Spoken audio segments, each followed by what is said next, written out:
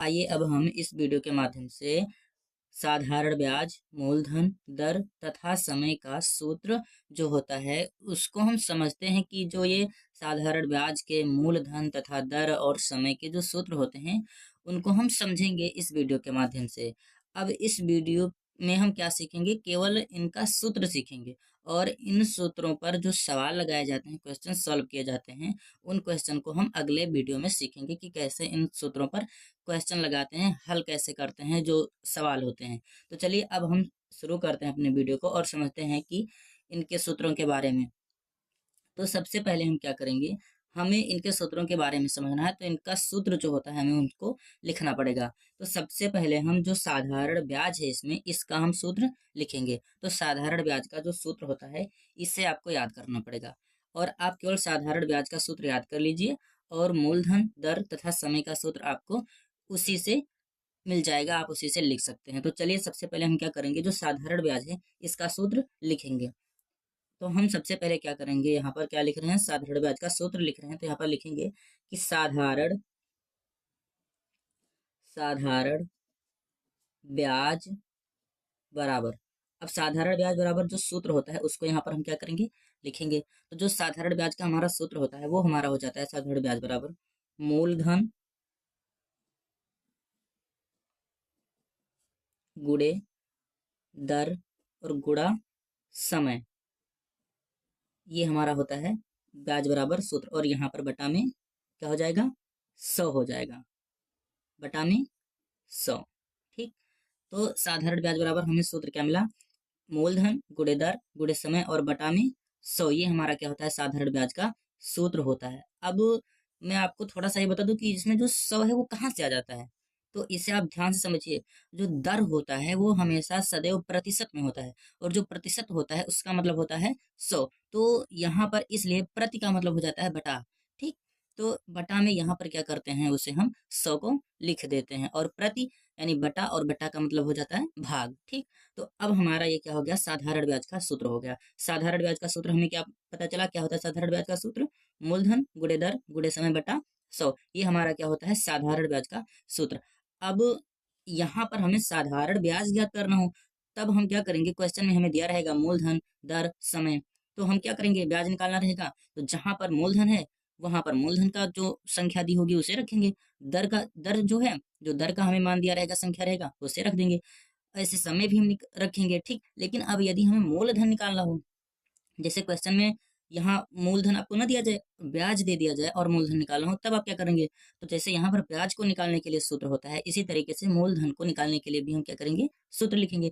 तो अब मूलधन का सूत्र क्या होता है, तो अब मूलधन का सूत्र अब आपको रटने का जरूरत नहीं, याद नहीं करना। अब मूलधन का जो सूत्र होता है उससे मैं अभी एक ट्रिक से बता रहा हूँ, आप उससे क्या करेंगे, लिख लेंगे। और ये जो सूत्र है साधारण ब्याज का, इसी के माध्यम से आप ये मूलधन का सूत्र आप लिख सकते हैं आसानी से। तो चलिए अब हम आगे देखते हैं कि मूलधन का सूत्र क्या होता है। अब हमें यहाँ पर क्या करना है, मूलधन का सूत्र लिखना है, किसका, मूलधन का। तो यहाँ पर लिखेंगे हम सबसे पहले मूलधन, मूलधन बराबर, हमें क्या करना है, मूलधन का सूत्र लिखना है, तो यहाँ पर लिख देंगे मूलधन बराबर।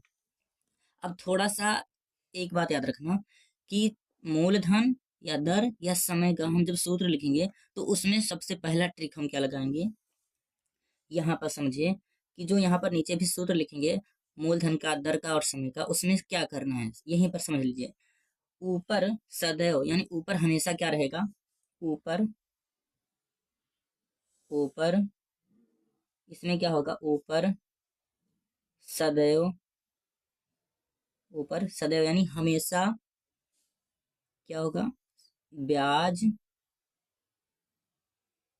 ब्याज गुणे 100, ब्याज गुणे 100 यानी ऊपर सदैव क्या रहेगा, ब्याज गुणे 100 ही रहेगा। ठीक। इतना आपको याद रखना है कि मूलधन का सूत्र लिखें या फिर दर का और या फिर समय का, तो हमें इतना याद रखना है कि जैसे यहाँ पर ऊपर क्या लिखा हुआ है, मूलधन दर और समय, नीचे 100 है, लेकिन जब हम इन सभी का सूत्र लिखेंगे तो उसमें हमें ये इतना याद रखना है कि ऊपर सदैव क्या होना चाहिए, ब्याज गुणे 100 ही होना चाहिए। ठीक।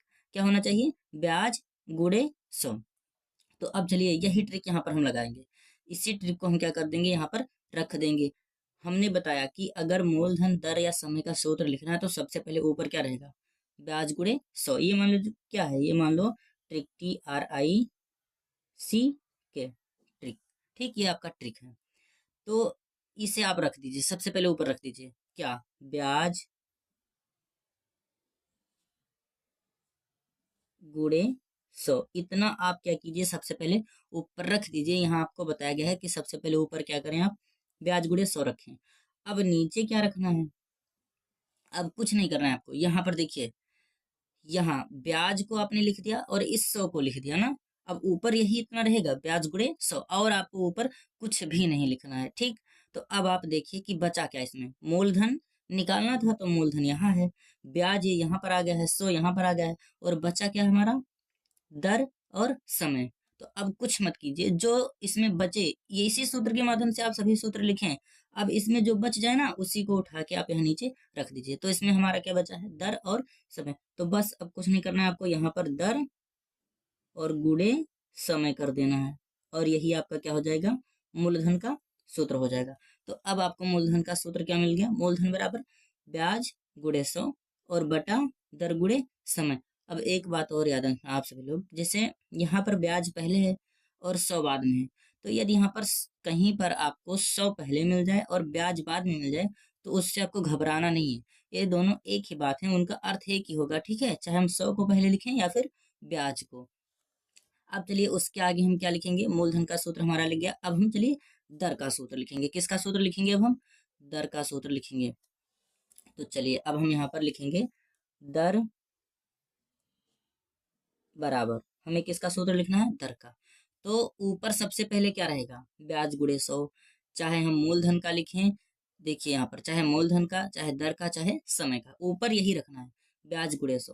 तो यहाँ पर हम ऊपर क्या रख देंगे, सबसे पहले ब्याज गुणे, सॉरी यहाँ पर 100 रहेगा, 100। ठीक है, ये 100 अंक में लिखना है आपको, 100 यहाँ पर गलती से लिख गया है। ठीक है, तो आपको क्या लिखना है, 100 ही लिखना है। ठीक, ये 100 आपको हिंदी में नहीं लिखना है, आपको केवल अंकों में ही लिखना है, इतना आप सुधार कर लीजिएगा। ठीक है, तो ऊपर हमें सबसे पहले क्या लिखना था, ब्याज गुणे 100। तो हम ऊपर क्या कर दिए, सबसे पहले ब्याज गुणे 100 कर दिए हैं। अब आप देखिए यहाँ सूत्र में ऊपर जो हमने साधारण ब्याज का सूत्र लिखा है, हमें दर निकालना था, दर यहाँ सामने आ गया, और ऊपर क्या लिख गया, इसमें से हमने यहाँ पर क्या क्या लिखा, ब्याज को लिख दिया और इस 100 को लिख दिया।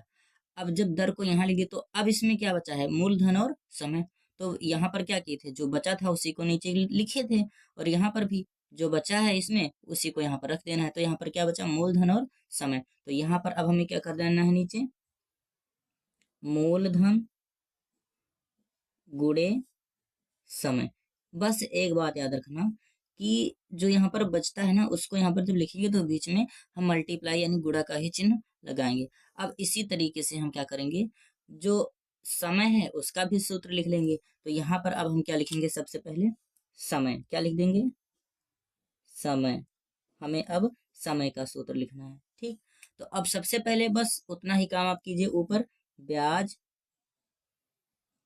गुणे 100 कर दीजिए, और नीचे अब आप फिर यहाँ से देख लीजिए, ऊपर जो साधारण ब्याज का सूत्र है, ब्याज यहाँ पर आ गया, 100 यहाँ पर आ गया, और समय निकालना था, समय यहाँ आ गया। अब इसमें बचा क्या है, यहाँ पर मूलधन और दर। तो बस जो बचा है उसी को आप यहाँ पर लिख दीजिए। क्या बचा, मूलधन, मूलधन बचा था, और दर तो गुणा दर, यानी गुणे में आपको ही लिखना है, मल्टीप्लाई में ही आपको लिखना है। ठीक, अब हम साधारण ब्याज का जो सूत्र होता है, मूलधन गुणे दर गुणे समय बटा 100, इसी के माध्यम से मूलधन, दर और समय का सूत्र क्या करे हैं, लिखे हैं, और यही हमारा मूलधन, दर और समय का सूत्र होता है। आप इसे केवल साधारण ब्याज का सूत्र याद कर लीजिए, और ये इतना आप लिखिए, और यदि इन सूत्रों का जरूरत पड़े तो आप इसी तरीके से मूलधन, दर और समय का सूत्र लिख सकते हैं। ठीक है, और थोड़ा सा यहाँ पर गलती हो गया था, तो इस 100 को हिंदी में नहीं, आपको अंकों में ही लिखना है। और ये जो हमने सूत्र लिखा है, साधारण ब्याज, मूलधन, दर और समय का, इसको संकेत के रूप में कैसे लिखा जाता है, ये जो हम सूत्र लिखते हैं संकेत के रूप में, इसका हम अगले वीडियो में समझेंगे कि कैसे इसे हम संकेत के रूप में इन सूत्रों को लिखते हैं।